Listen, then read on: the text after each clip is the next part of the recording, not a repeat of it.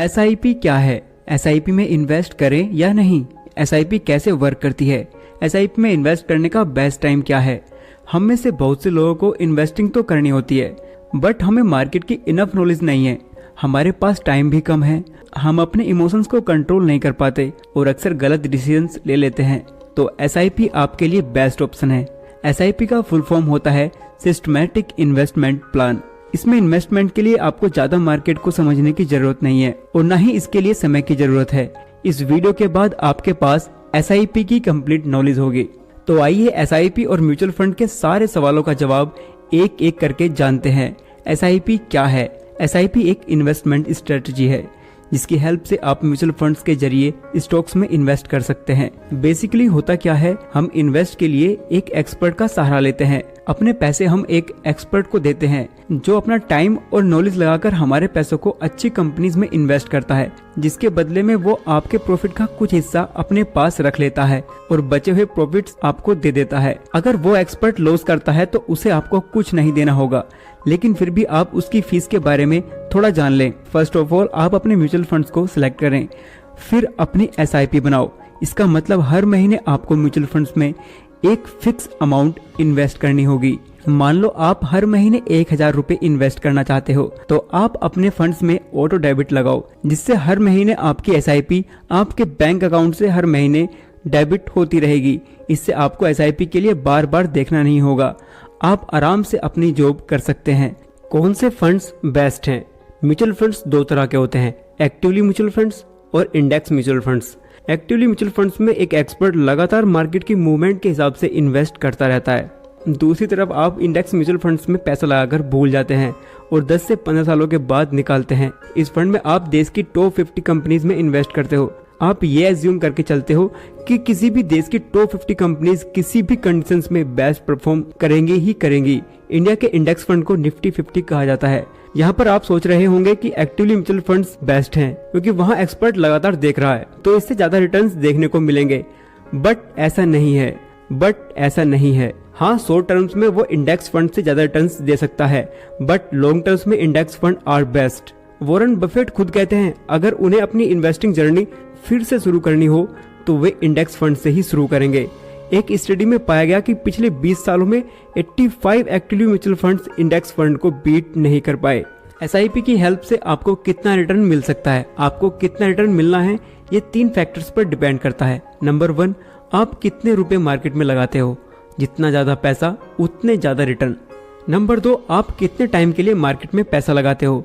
अगर आप एक बार पैसा लगाकर 1-2 महीने में ही निकाल लेते हो तो आपके लॉस होने के चांसेस लगभग 95% है।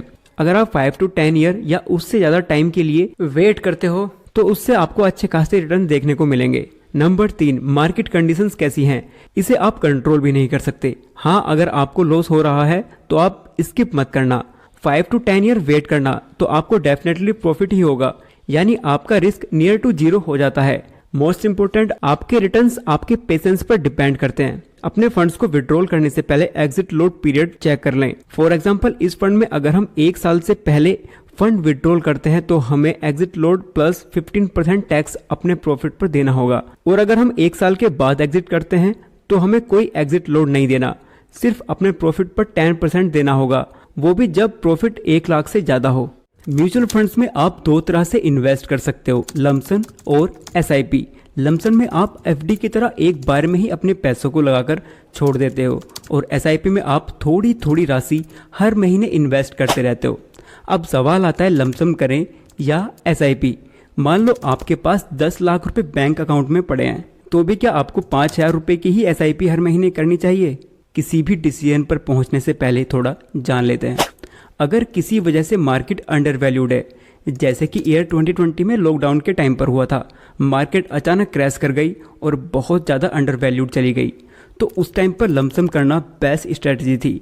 अब ऐसा टाइम कब आएगा ये कोई नहीं बता सकता, और अगर आप मार्केट के ओवर वैल्यूड होने पर इन्वेस्ट करते हो तो आपको लॉस ही होगा। और दूसरी तरफ अगर आप हर महीने 5000 रुपये एसआईपी करते हो, एक महीने मार्केट ऊपर गया, आपने 5000 रुपये डाले, आपको थोड़े कम यूनिट मिले, फिर दूसरे महीने मार्केट नीचे आया तो भी आपने 5000 रुपये डाले, आपको ज्यादा यूनिट्स मिले। ऐसे करके आप कंपनीज को उनके एवरेज प्राइस पर खरीद रहे होते हो, जब वो ना ही अंडर वैल्यूड है और ना ही ओवर वैल्यूड। इस तरह एसआईपी से आपको एवरेज रिटर्न्स देखने को मिलते हैं।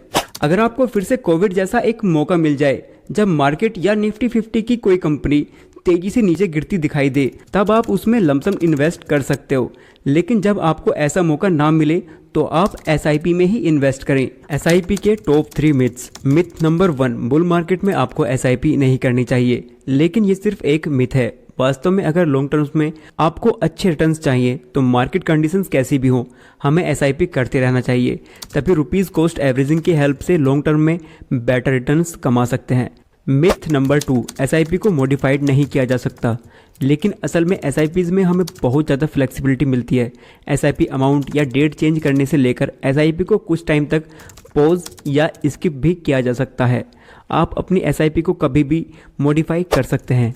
टाइम के साथ इनकम रेज होने पर अपनी एसआईपीज भी बढ़ानी चाहिए, तो अपनी एग्जिस्टिंग एसआईपीज को एसआईपी टॉपअप के थ्रू इजीली मॉडिफाइड कर सकते हैं। आप अपनी एग्जिस्टिंग एसआईपीज को ही फिक्स अमाउंट या परसेंटेज से बढ़ा सकते हैं। कई फंड हाउसेज रेगुलर इंटरवल्स पर एसआईपी बढ़ाने का ऑप्शन भी देती हैं। ये 6 मंथ या 12 मंथ्स हो सकता है। मिथ नंबर 3, एसआईपी के थ्रू आप सिर्फ इक्विटी मार्केट में ही इन्वेस्ट कर सकते हैं, इसलिए वो रिस्की होता है। ये भी गलत है। एसआईपी के थ्रू आप न सिर्फ इक्विटी के डिफरेंट सेक्टर्स और मार्केट कैप्स में इन्वेस्ट कर सकते हैं, बल्कि डेब्ट, गोल्ड, इवन रियल एस्टेट जैसे एसेट्स में भी इन्वेस्ट कर सकते हैं। जब आप एक्टिवली म्यूचुअल फंड्स या इंडेक्स म्यूचुअल फंड्स में इन्वेस्ट करने जाते हो तो आपको 3 टाइप्स ऑफ फंड दिखाई देते हैं: growth, dividend pay out, dividend री इन्वेस्टमेंट। अब सवाल आता है कि किस में इन्वेस्ट करें। इन्वेस्ट करने से पहले हमें इन तीनों को समझना होगा। Number 1, growth. इसमें आपके द्वारा किए गए इन्वेस्ट से होने वाले लाभ या मुनाफे से फिर से इन्वेस्ट कर दिया जाता है। इसमें आपको कोई भी लाभ या डिविडेंड नहीं दिए जाते, बल्कि उन्हें भी इन्वेस्ट कर दिया जाता है। इसमें इन्वेस्ट की गई यूनिट्स की वैल्यू टाइम के साथ कंपाउंड होती जाती है। Number 2, dividend pay out. इस फंड में कंपनीज द्वारा अपने लाभ में से कुछ हिस्सा डिविडेंड के रूप में इन्वेस्टर्स को डायरेक्ट उनके बैंक अकाउंट में कैश के रूप में भेज दिया जाता है, जिससे रेगुलरली एक अच्छी खासी इनकम जनरेट होती रहती है। नंबर 3, डिविडेंड री इन्वेस्टमेंट। इस फंड में डिविडेंड तो दिए जाते हैं, बट कैश में ना देकर उन डिविडेंड से म्यूचुअल फंड्स की एक्स्ट्रा यूनिट्स परचेज कर ली जाती हैं। कुछ हद तक ये ग्रोथ की तरह है, लेकिन उससे थोड़ा अलग। ग्रोथ में कोई डिविडेंड नहीं दिया जाता, वो ऑटोमेटिक ऐड हो जाता है, जिससे उसके यूनिट्स की वैल्यू इंक्रीज होती है। बट री इन्वेस्टमेंट में आपको डिविडेंड देखने को मिलता है। 6 या 1 साल के अंदर आपको डिविडेंड मिल जाता है, जिससे उस फंड की एक्स्ट्रा यूनिट्स बाय कर ली जाती हैं। चलो इसे एक एग्जाम्पल से समझते हैं। मान लो आपने डिविडेंड री इन्वेस्टमेंट ऑप्शन में 50,000 रुपीज़ इन्वेस्ट किए और सेम ग्रोथ ऑप्शन में भी 50,000 रुपीज़। उस समय पर यूनिट वैल्यू दोनों ही ऑप्शंस की 10 रुपीज़ थी, जिससे आपको 5,000 और 5,000 यूनिट्स दी गई। 1 साल के बाद पर यूनिट वैल्यू हो गई 15 रुपीज़। लेकिन डिविडेंड री इन्वेस्टमेंट में आपको 2 रुपीज़ पर यूनिट के हिसाब से डिविडेंड दिया गया, जो होता है 10,000 रुपीज़। लेकिन ग्रोथ ऑप्शन में ऐसा कुछ देखने को नहीं मिलता। डिविडेंड देने के बाद वे 2 रुपीज़ उसकी यूनिट वैल्यू से कम कर लिए गए और डिविडेंड री इन्वेस्टमेंट ऑप्शन की यूनिट वैल्यू हो गई 13 रुपीज़ और वहीं ग्रोथ ऑप्शन की यूनिट वैल्यू हुई 15 रुपीज़। डिविडेंड री इन्वेस्टमेंट ऑप्शन की आपको 10,000 रुपीज़ के डिविडेंड की 769.27 यूनिट्स 13 यूनिट्स पर यूनिट के हिसाब से दे दी गई, जिससे आपकी टोटल यूनिट्स हुई 5,769.27 और वहीं ग्रोथ ऑप्शन की कुल 5,000 यानी सेम रही, जिससे आपकी डिविडेंड री इन्वेस्टमेंट ऑप्शन की टोटल वैल्यू होती है 74,999.99 और वहीं ग्रोथ ऑप्शन की 75,000 यानी डिविडेंड री इन्वेस्टमेंट ऑप्शन से 0.01 रुपीज़ एक्स्ट्रा, जो कुछ खास नहीं है, लेकिन अंतर समझाने के लिए काफ़ी है। ETF यानी एक्सचेंज ट्रेडेड फंड, इसके बारे में आपने सुना होगा। इस वीडियो में हम बात करेंगे ये होता क्या है, कैसे हम इसमें इन्वेस्ट कर सकते हैं और साथ ही इसके टाइप्स और एडवांटेजेस के बारे में भी समझेंगे और साथ ही साथ ये भी समझेंगे कि म्यूचुअल फंड से कैसे अलग है। ETF क्या है? ETF एक इन्वेस्टिंग मेथड है। ईटीएफ्स की ट्रेडिंग स्टॉक एक्सचेंज पर होती है। जैसे हम म्यूचुअल फंड्स में इन्वेस्ट करते हैं तो हमें म्यूचुअल फंड्स की यूनिट्स प्रोवाइड की जाती हैं, जिसकी प्राइस दिन में सिर्फ एक बार मार्केट क्लोज होने के बाद ही चेंज होती है। लेकिन ईटीएफ्स की ट्रेडिंग स्टॉक्स की तरह होती है, जिस वजह से इसकी प्राइस भी हर सेकंड चेंज होती रहती है। हम इसे स्टॉक्स की तरह ही आसानी से बाय और सेल कर सकते हैं। ईटीएफ्स में स्टॉक्स और म्यूचुअल फंड्स दोनों के कैरेक्टरिस्टिक्स होते हैं। ईटीएफ्स के सेवरल टाइप्स हैं। For example stocks ETFs, bond ETFs, commodity ETFs, gold ETFs या रियल एस्टेट ईटीएफ्स। एक ईटीएफ जिस टाइप का होता है उसके फंड्स उसी टाइप की चीजों में इन्वेस्टेड रहते हैं। जैसे स्टॉक ईटीएफ में ईटीएफ के फंड स्टॉक में इन्वेस्टेड रहते हैं और गोल्ड ईटीएफ में ईटीएफ के फंड गोल्ड में इन्वेस्टेड रहते हैं। ईटीएफ में हमें म्यूचुअल फंड्स की तरह कोई मैनेजमेंट फी नहीं देनी पड़ती, उसमें हमें स्टॉक्स की तरह ब्रोकरेज और टैक्स देना पड़ता है। अगर आप डायरेक्टली खुद से स्टॉक्स में इन्वेस्ट नहीं करना चाहते तो इनडायरेक्टली स्टॉक मार्केट में इन्वेस्ट करने के लिए म्यूचुअल फंड्स और ईटीएफ्स बेस्ट हैं। इसमें ज्यादा रिसर्च करने या मार्केट के अप्स एंड डाउन्स को समझने की जरूरत नहीं होती। बस आप अपना डीमैट अकाउंट खोलिए और 500 रुपए से भी ईटीएफ्स और म्यूचुअल फंड में इन्वेस्ट कर सकते हैं। एनएफओ क्या है? एनएफओ में इन्वेस्ट करने से क्या फायदे हैं? क्या इसमें इन्वेस्ट करने से हमारे पैसे रातों रात डबल हो जाएंगे? एनएफओ की फुल फॉर्म है न्यू फंड ऑफर। ये कोई न्यू स्कीम का ऑफर है। एक्चुअली होता ये है, जब कोई एसेट मैनेजमेंट कंपनी नया फंड लॉन्च कर रही होती है तो उसे फंड्स की रिक्वायरमेंट होती है जिससे वो शेयर्स, बॉन्ड्स आदि में इन्वेस्ट कर पाए, तो वे तब मार्केट में एनएफओ इंट्रोड्यूस करती हैं। एनएफओ काफी हद तक आईपीओज की तरह ही है।